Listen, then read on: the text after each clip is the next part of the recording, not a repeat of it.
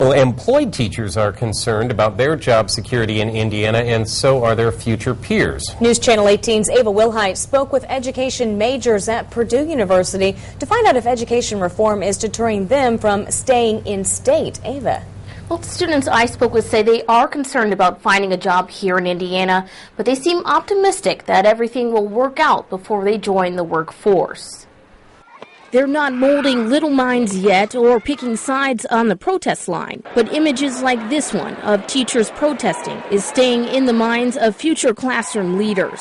I'm not graduating for a while, but knowing that it will be affecting me is a concern. Purdue student Brandy Tibbs changed majors to art education this year. She says she wants to change a young person's life with art.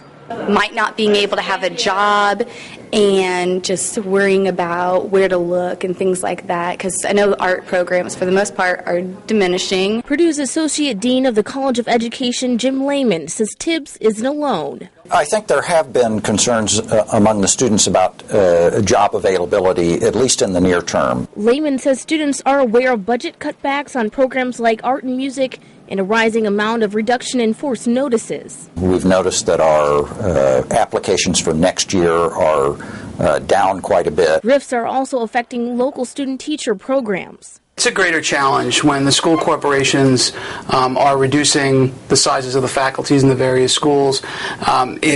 It takes them a lot longer to find a good fit. Jim Gilligan is a student-teacher placement coordinator at Purdue. Gilligan says a lot of education issues are going over students' heads because their main concern is coursework.